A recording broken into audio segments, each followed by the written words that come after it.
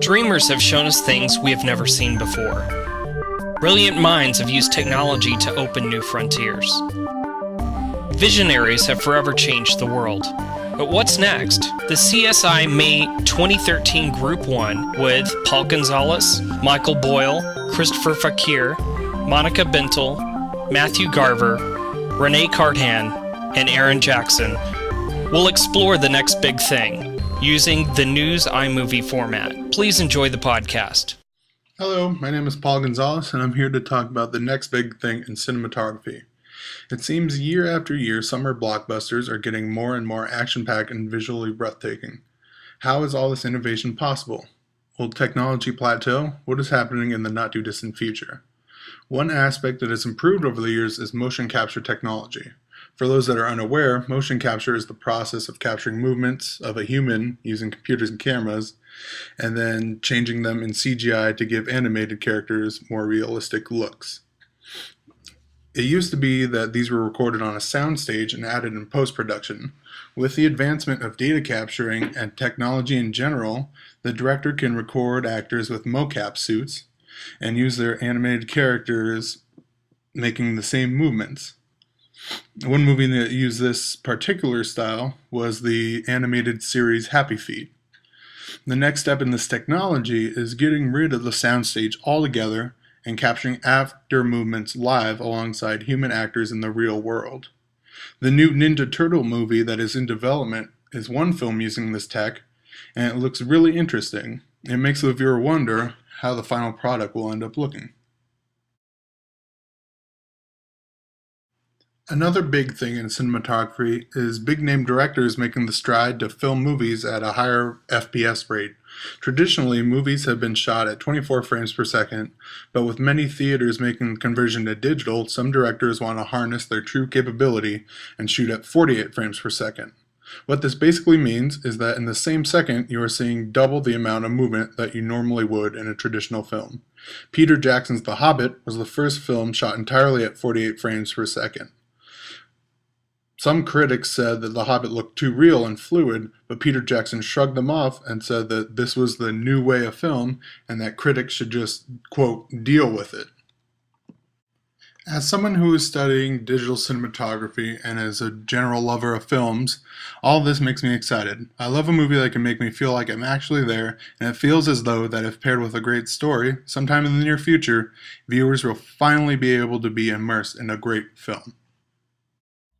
Good evening, CSI. This is Christopher Fakir, and this is Group Milestone number 2.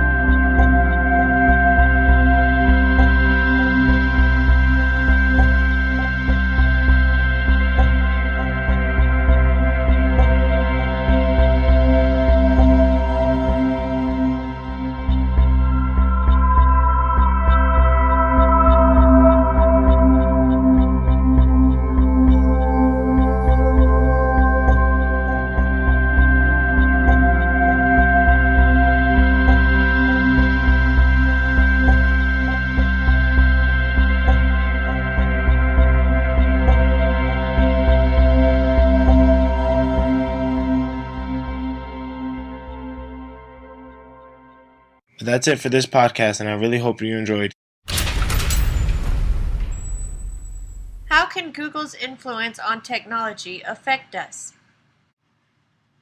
Google was first introduced to us 15 years ago as a simple search engine for computers. Type in what you were looking for, hope that the right information would pop up, and print out what you needed. Now, after several updates and changes, Google has created over 40 different web applications that allow us to do almost anything we may need or want to do by computer or phone. Their newest invention that has yet to hit the market is a set of glasses that allows you to have the internet right in front of you via Wi-Fi or Bluetooth. Google Glass is a hands-free device that interacts with the motion of your head or your voice. Making those glasses 3D capable could create a whole new ballgame for the film industry. If screens were put on both sides of the glasses, it could allow for a more interactive experience. The viewer could move with the characters and be a part of the film by choosing different scenario options that would happen throughout the movie before watching it. To enhance their experience, they could connect to Google's new up-and-coming broadband service. Instead of connecting from the streets, fiber goes directly into your home or place of business. With speeds of 1 gigabit per second, Google Fiber is up to 100 times faster than today's average broadband. No more buffering or glitching. Look at the difference cable made from dial-up. With faster speeds, Google Fiber opens the door to possibilities and lets them run free. Hello, I'm Matthew, and I'm here today to talk to you about advancements in filmmaking and digital cinematography, also known as the next big thing. Technology has pushed the cost of filmmaking down to an affordable price for independent and freelance filmmakers. With the advancement of technology, companies like Kessler Crane and Movi have developed remote-operated multi-axis platforms for your camera.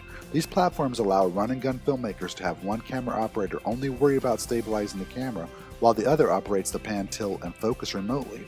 This versatility gives a high production value at a very low cost for the independent filmmaker.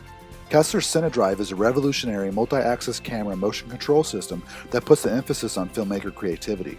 For live action, time-lapse, or stop motion, Kessler gives you complete control using your iPad, laptop, or both, with their software giving you precise keyframe editing. The Movi is a digital 3-axis gyro stabilized handheld camera gimbal. This completely silent device weighs under 3.5 pounds bare and can be operated solo or with the help of a second gimbal operator with a joystick to pull off some incredible moves. Movi allows you to pull off amazing seamless shots without all the setup time and cost of extra equipment. Regardless if you're a big production or just a one-man show, outdoors or in the studio, this equipment will revolutionize the way you work. With the continued advancement of cameras, editing software, and equipment continually making it easier for independent filmmakers to bring their dreams to life.